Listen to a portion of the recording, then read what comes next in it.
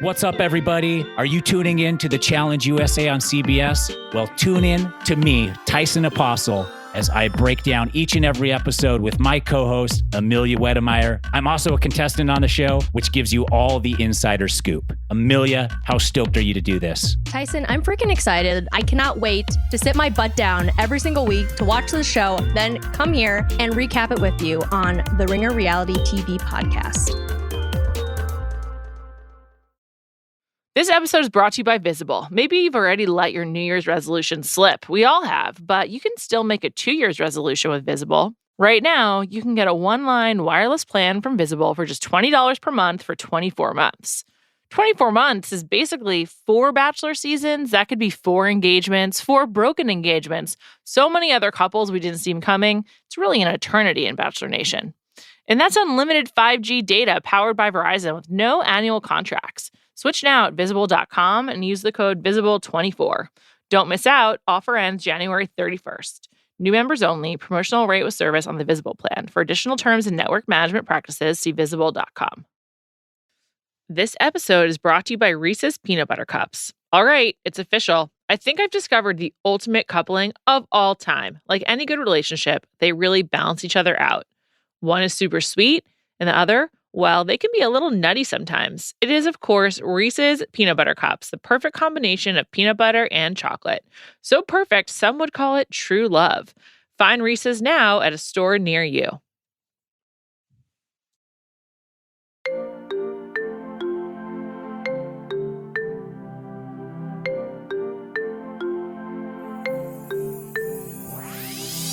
Welcome to Bachelor Party. I'm Juliet Litman. Today I'm joined by first-time guest. Honestly, hard to believe. Can't believe it's taken this long.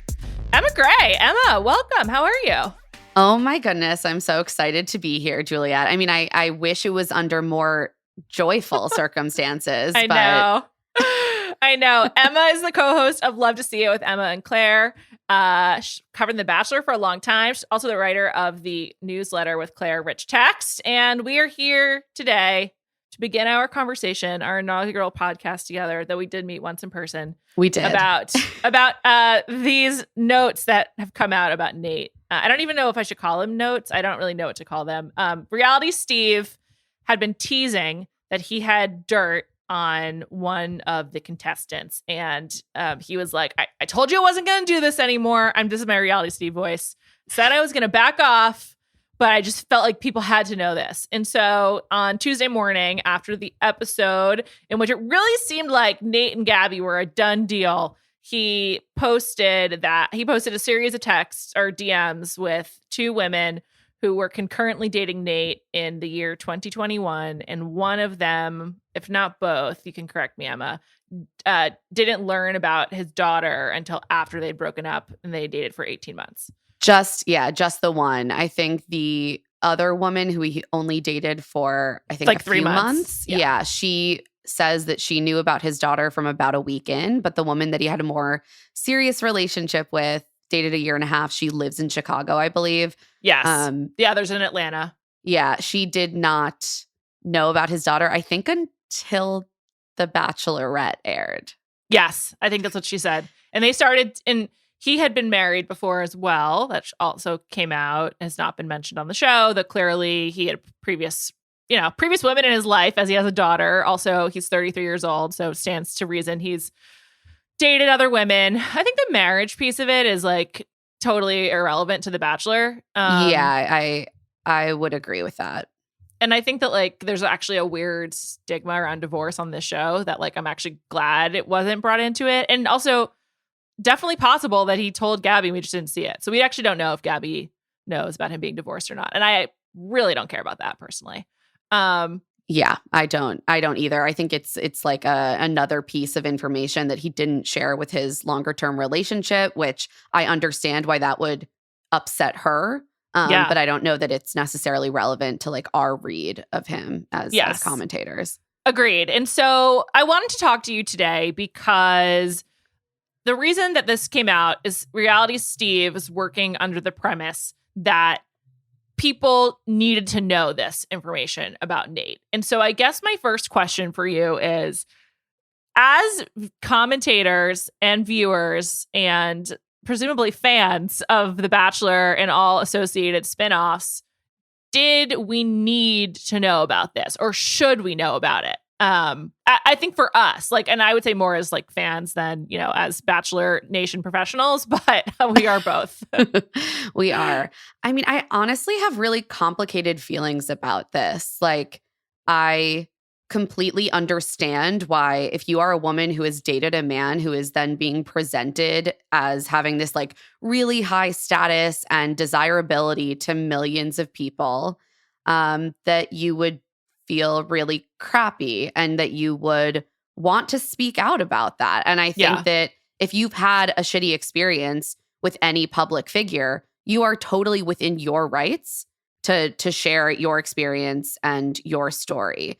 What I feel a little conflicted about is, first, about whether Reality Steve is the correct vessel for this kind of story. You know, he isn't. I think he has become more of a responsible arbiter of this kind of information, but like, he's not a trained journalist. Mm-hmm. Which, by the way, neither am I. I just want to note that as well. But seriously, I think it's relevant to the conversation. That's the world I come from. So I guess that's kind of how I tend to think about these things, and the way that, you know, stories are vetted and the kind of judgment that is required to decide like whether information rises to the level of national news is what we're talking about, right? Like, we're not talking about a TikTok that is posted on Bachelor Nation gossip accounts or something, which had already happened. We're talking about, does this rise to the level where nationally and internationally this needs to be covered? The New York Post needs to be picking it up. And then if we say that maybe people do deserve to know about it, I think it's still an open question about like what we as viewers and as commentators are meant to do with that information. And I think it gets really, really sticky, especially because, well, I've been thinking about this a lot in relation to the way, because I've also been watching and loving F-Boy Island. It's a really fun show. It's such a fun show, but it uses some of the same themes as The Bachelor, but with such a lighter touch. And because of the premise, like, people are able to have done shitty things or even behave in kind of shitty ways on the show.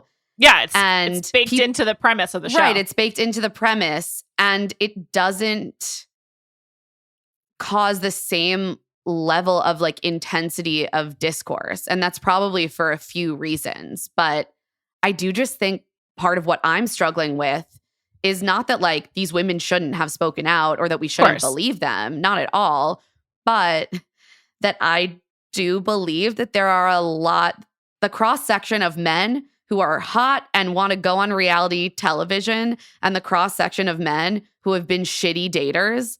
I feel that that's like a large overlap. And so I totally agree. How do we negotiate that? I also have to say, you know, I think it was a red flag about Nate and sort of how he approaches dating, that he's so tight with Peter and Dustin and Clay. Not because I dislike those guys. In fact, I like them. I've always really liked Dustin. Dustin is so sweet. I love Dustin. I have spent time with Dustin. He is a lovely person. Yeah. I've also always found him very attractive. He's like, was really nice when he came to my pod. I'm like a huge Dustin fan.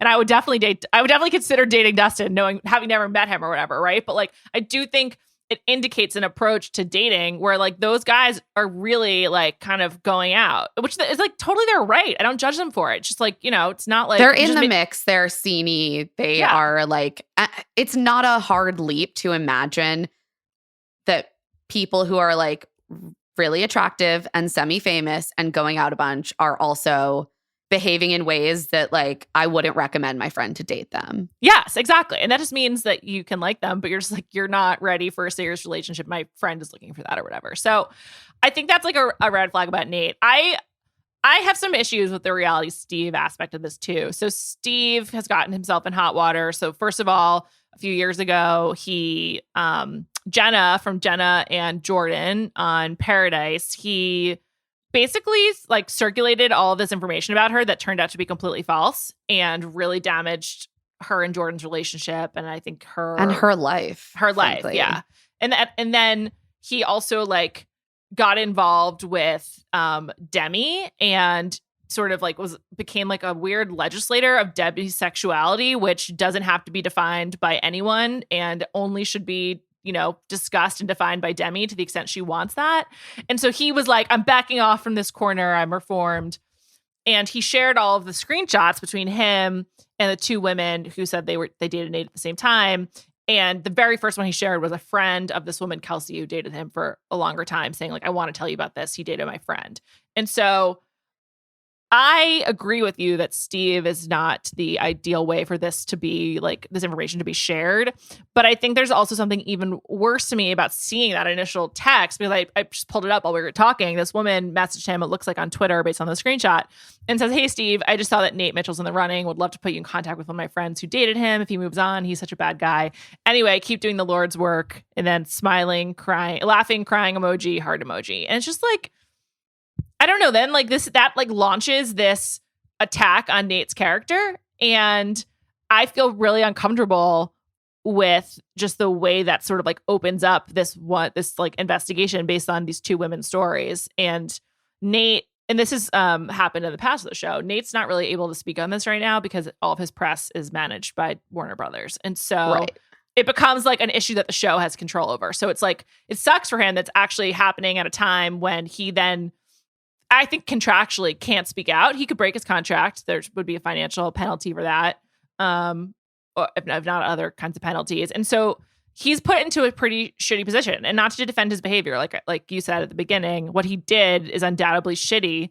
And I want to talk a little bit more about it. But like, I just think that he is now in a really unfair spot where he doesn't have anyone that he can go to, or just directly like through Instagram Live to like defend himself without the permission of the network, who we can all agree isn't necessarily having Nate's interests at heart. It's much more about the show. So right. They are clearly not interested in prioritizing any cast members like mental health or even protecting those cast members really in any way, including their leads, which we have plenty of evidence of. Right. And so I think another question is, you just referred to him as a cast member, which is absolutely the right way to discuss him. It's sort of like with Bachelor people at this point, are they like real humans whose lives we should be thinking about, in terms like in the totality, or are they cast members who come into our lives for, 10 to 15 weeks and maybe we hear from them again or maybe we don't? Like, I think that's why F-Boy Island is such an interesting comp, because there's a fatal problem with The Bachelor right now, which is that it still leads up to engagement. With F-Boy Island, it doesn't. And if it's just about dating and you're given the chance to like figure out if this is going to work, and it's like kind of more of a explicit game show, and it's like, is this guy an F-boy or not? The stakes are immediately so much lower. But the fact that this is about, are you getting engaged at the end of 10 weeks after a cumulative 7 hours plus one overnight together? It's a lot more complicated. The Bachelor has like written itself into a corner with its premise, because the way they differentiated themselves in 2002 is like all those trashy dating shows with those trashy people who just want to like be on TV and go on a date and it leads nowhere. We're serious. We're earnest. We're about like hetero, Christian, white marriage, essentially.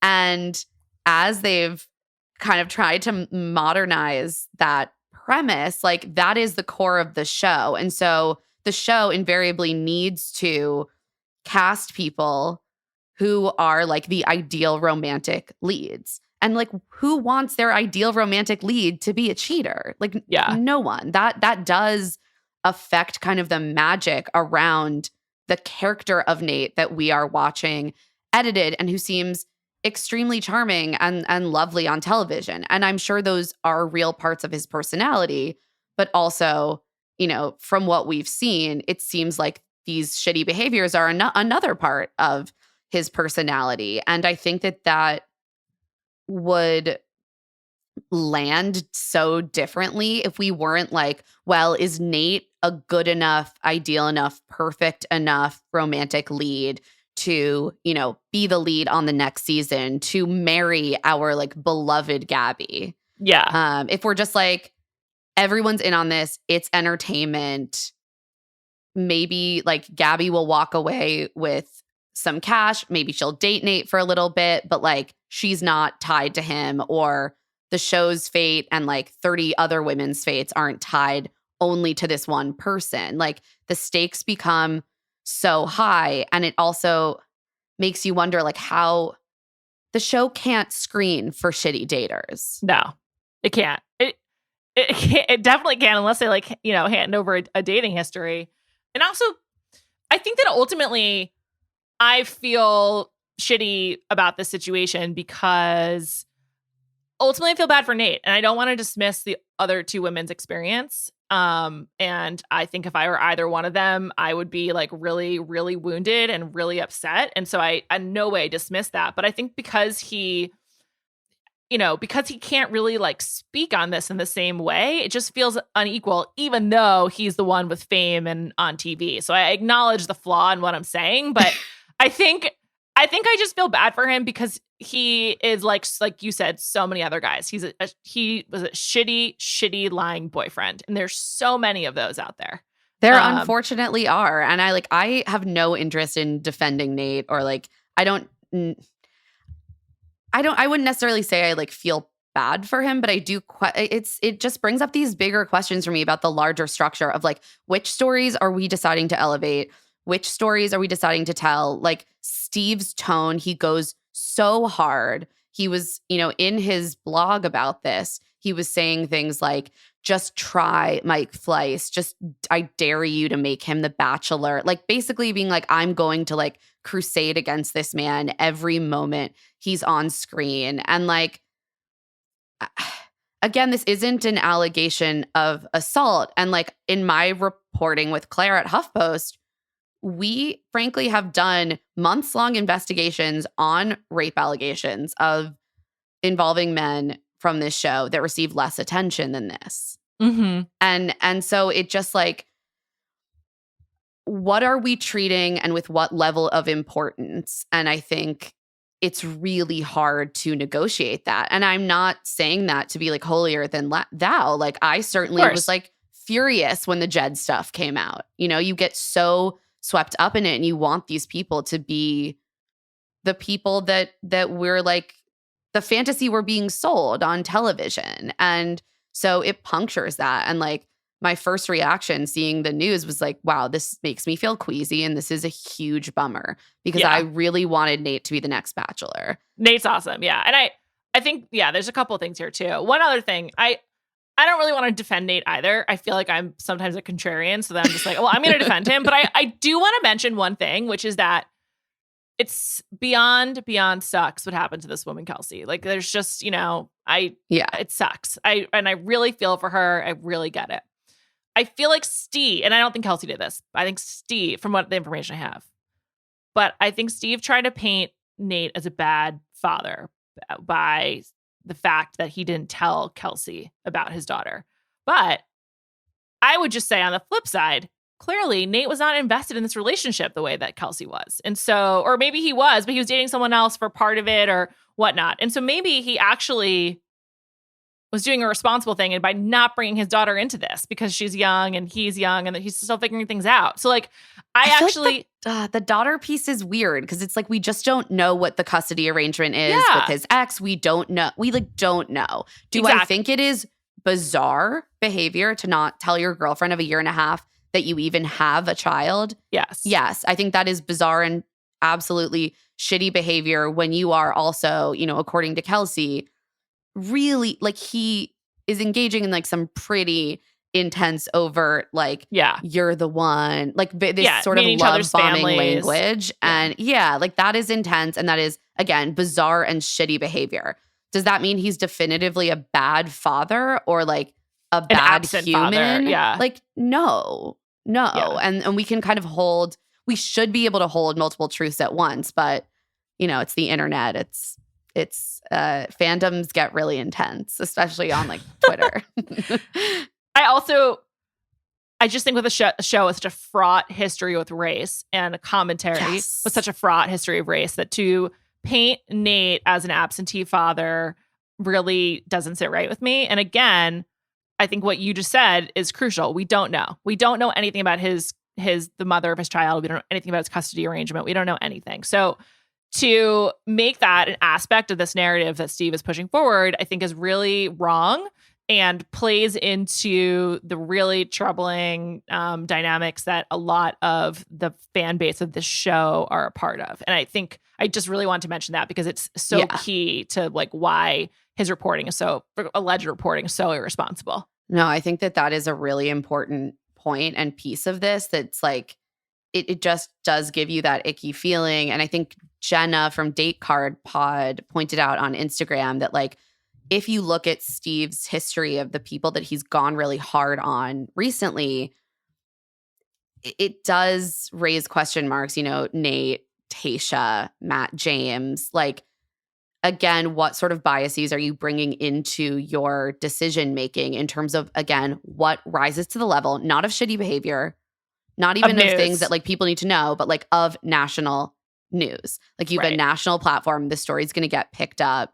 What responsibility do you have in terms of like that judgment call? And that's really tough. Like I'm not even fully saying like Steve is a bad guy. I don't know what I would have done if this information came to me necessarily. But like I do think that by Steve's own admission, he gets a lot of messages every season about like the majority of people, especially the men, saying this person was shitty, this person did something shitty, this person's a bad guy. So like is he giving the same treatment to every person? And like, again, if this was an allegation of abuse or assault, I would feel very differently about it. But this falls in like a more complicated area for me. This episode is brought to you by Visible. Maybe you've already let your New Year's resolution slip. We all have, but you can still make a 2 year's resolution with Visible. Right now, you can get a one-line wireless plan from Visible for just $20 per month for 24 months. 24 months is basically 4 Bachelor seasons. That could be 4 engagements, 4 broken engagements, so many other couples we didn't see them coming. It's really an eternity in Bachelor Nation. And that's unlimited 5G data powered by Verizon with no annual contracts. Switch now at Visible.com and use the code VISIBLE24. Don't miss out. Offer ends January 31st. New members only. Promotional rate with service on the Visible plan. For additional terms and network management practices, see Visible.com. This episode is brought to you by eBay Authenticity Guarantee. eBay knows that when it comes to jewelry, authenticity is the real gem. When you see the blue check mark that says Authenticity Guarantee, it means your next piece will be carefully inspired by jewelry experts and will always be worth its weight in gold. Whether you're looking to make a statement or build the perfect everyday look, eBay is making sure you get the real deal. With eBay Authenticity Guarantee, you can trust that jaw-dropping piece will always arrive jaw-droppingly real. Ensure your next purchase is the real deal. Visit ebay.com for terms. This episode is brought to you by State Farm. You might say all kinds of stuff when things go wrong, but these are the words you really need to remember. Like a good neighbor, State Farm is there. They've got options to fit your unique insurance needs, meaning you can talk to your agent to choose the coverage you need. Have coverage options to protect the things you value most.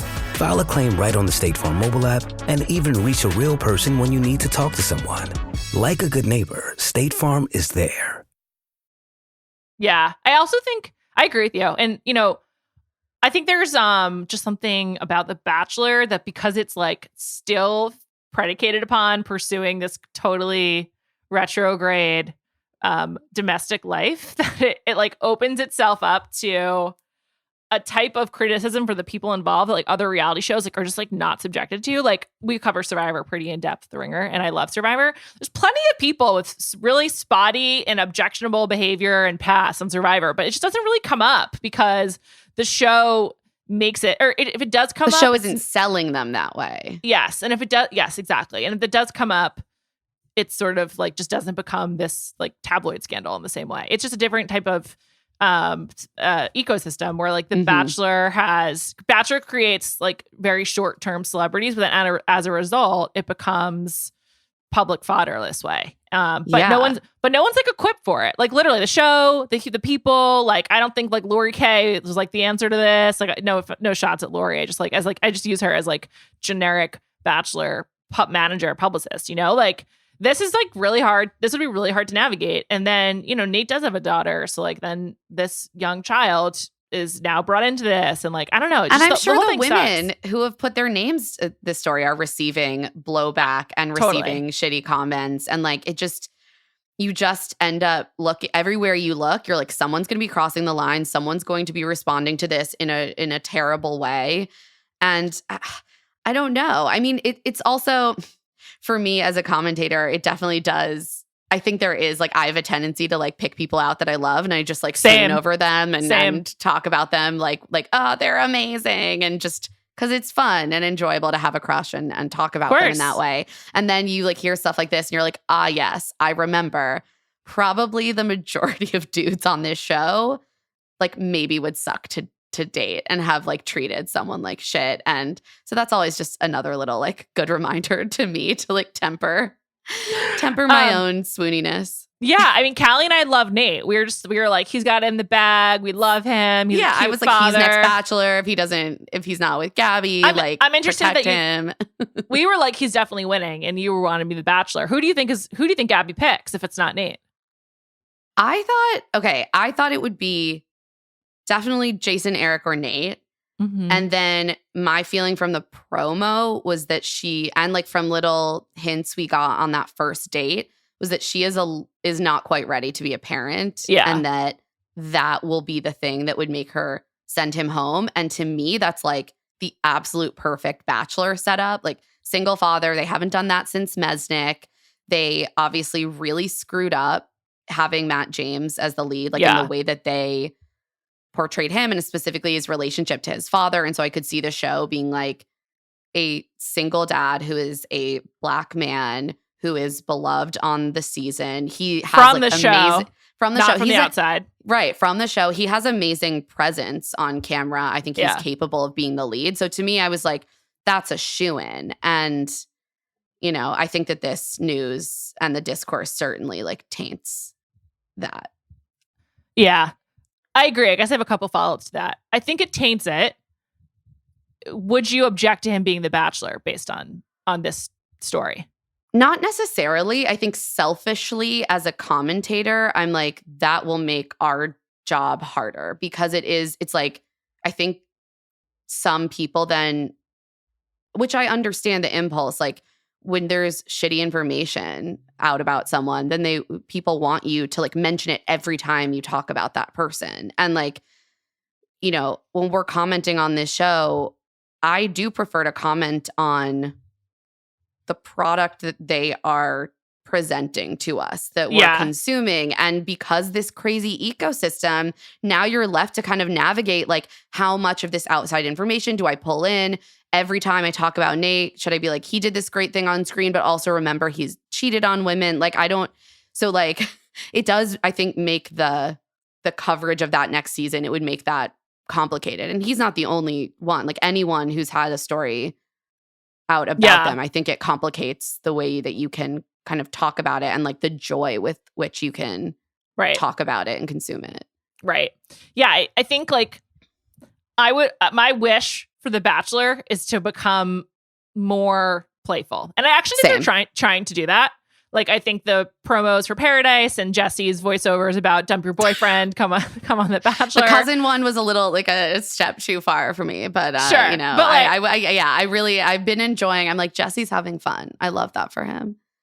Jesse's my new Tyler Cameron. I not that I'm not in love with him in the same way. Also, I'm just personally older. I feel like I perhaps have moved on from that phase of my life. But yeah, same. But I can't go a week without complimenting Jesse. Basically, I'm just so happy to have him as the host. I just find his presence wonderful. And I thought Callie and I were talking about this, like the way that he meshes football speak with Bachelor speak is like a new platonic language for this television show, and it's very funny.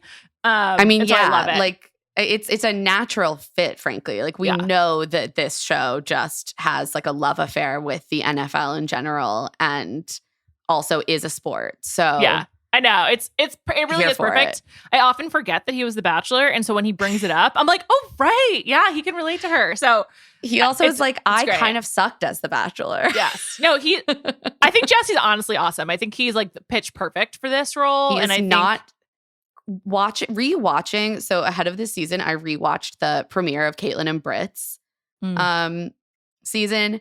And I was so struck by like how creepy and paternalistic Chris Harrison's style like of hosting was. And I was like, oh, thank God. Jesse does not have that. That made me like Jesse a lot more. Were you blown away by all the icons that were on that season? Because it's really, it's crazy. No, iconic. Yeah. It's like an origin story for so many Batch Nation royalty. I know. Tanner, Jared, Nick, Ben. I mean, just so many. Caitlyn, obviously. But yeah, it just needs to be more playful so we can take these people less seriously. Like, it's kind of a missed opportunity with Gabby because she's so goofy. Like, they should make it sillier. I mean, when her silliness is like the bright spot of the last 2 seasons by far. And like, I feel so bad for Rachel. I mean, they need to stop torturing them. Like, just let them have fun. I loved them in Paris, just obviously drunk, like almost slurring at each other at the bar. I was like, this is the content I crave. Let them joke around and maybe, take out the engagement. I know they're so attached to it. They have to. But like, it's got to go. There's no future for the show if it's working towards engagement, honestly. I mean, it's a real problem. It's a huge problem. So who do you think Gabby's picking? I'm so shocked that you don't think it's Nate. Because I love the kid thing.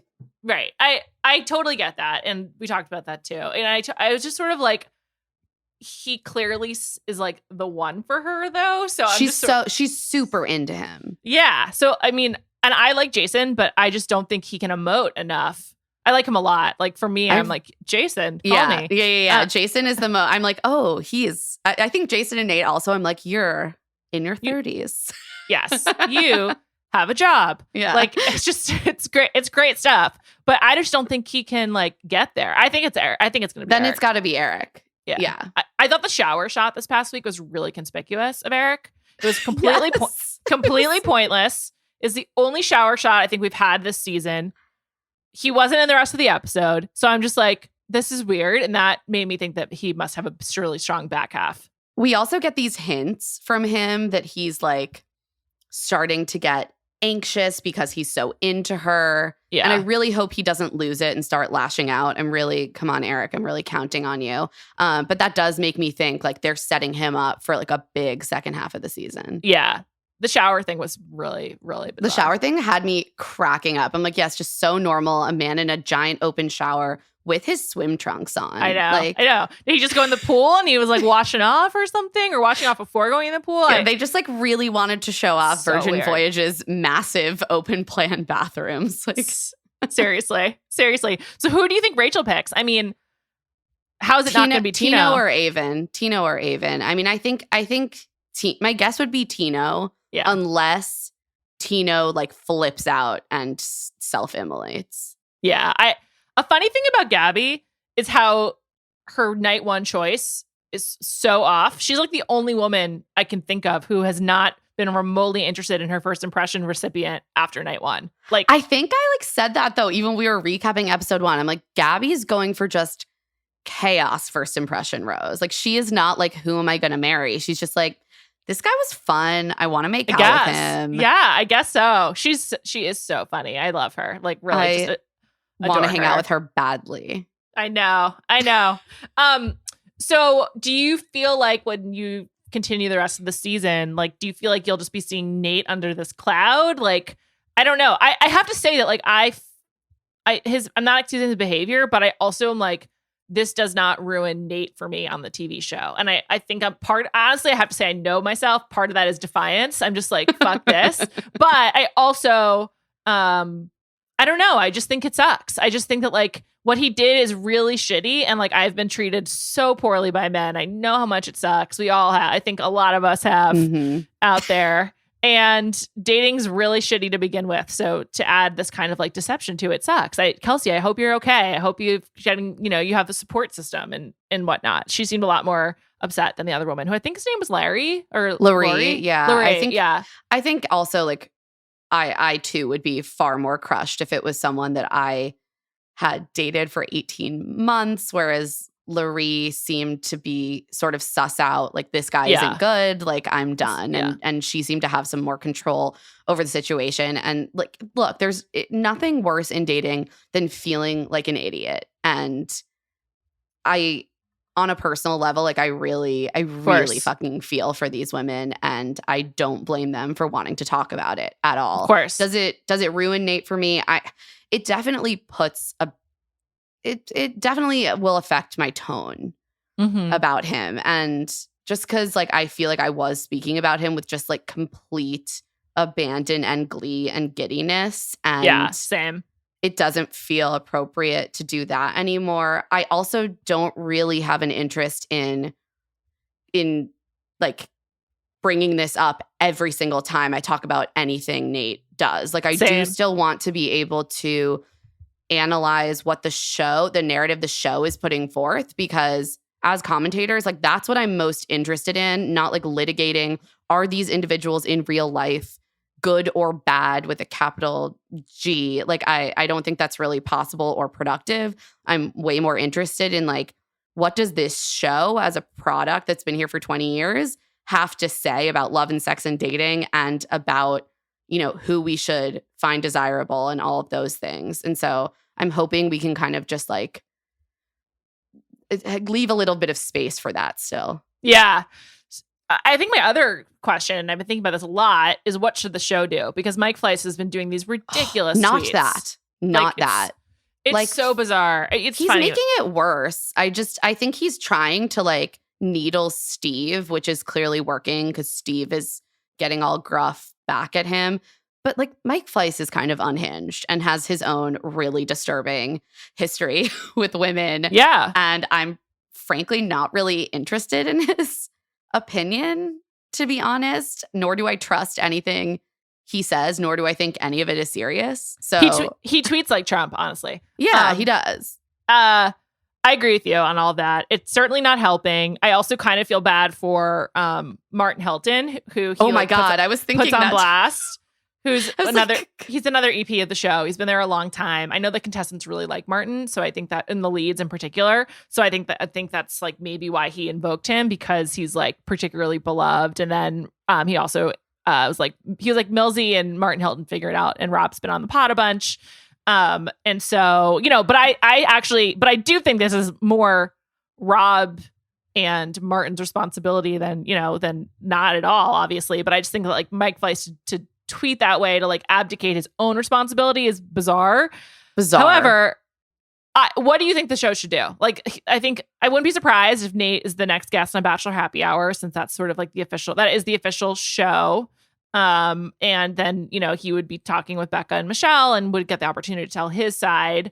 And I hope they do that. And I hope they learn from past mistakes that they should allow these contestants to speak. And by the way, I'm not at all putting this on the same level as what happened with Rachel. It's completely different. But I just would say, like, that situation was not helped by the silence that came from all parties. No. So, you know, that's one option. What else could they do? Like, what are some ways for the show to move forward to address their scandals when they come up, so-called scandals? I mean, I really think, I think you're onto something, just letting their cast members speak up about it. And also just thinking about how to lower the stakes of their own show and take themselves less seriously, or build in incentives that aren't about lasting marriage. Like, I think that would take the pressure off of the whole thing. I mean, that's a longer term project, and I don't know if they were down for that, because it's really baked in there. But I don't really know what they can do other than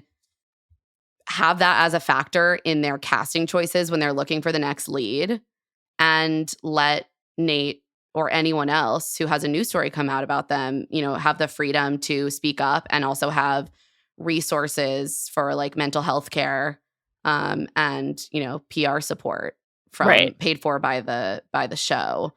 I don't know. It's a tough situation. I did see that Dustin was saying he's going to tell Nate's side of the story on his and Peter's podcast. I look forward to that. I really have a lot of questions about what he could possibly say, but I think I don't know. I think that Nate and Dustin are friends from way back in Chicago. They are. Right? Yeah. Yeah, they're good. They're good friends. I'm sure I just don't really know like what the side of the story is. Like in my mind, almost the best way to deal with this is, yeah, maybe there's some context loss, share that. But like, rather than being defensive, I would be like, yeah, I made mistakes in relationships and I have treated women poorly. And like, I really regret that. Yeah. I think, I mean, you just have to assume that like he would say like, well, she's misconstruing what the relationship or mischaracterizing what our relationship was, which would suck for her even more. Right. So I hope he doesn't do that. I mean, yeah, I just don't think that's an effective line when we've seen texts, and unless they're alleging that like this is a massive conspiracy, which I think is extremely unlikely. Right. Well, I bet Dustin also knows that he can't speak, so he probably wants to say something for him. Yeah, I think so. Would be my guess, but it's just a bummer. It's a real. That is the main takeaway. Yeah, fucking bummer. Sucks. And it is going to be hard to. I mean, not that this is about us, but it will be hard to talk about Nate objectively and like just within the context of the show going forward. So, Emma, thank you so much for talking this through with me. It was a really great conversation. If you want to hear more of Emma on The Bachelor, listen to her podcast. Love to see it, and subscribe to her newsletter, Rich Text. Emma, it's really great to chat, as I said, and thank you to Erika Cervantes for producing this episode. Callie and I will be back on Monday night.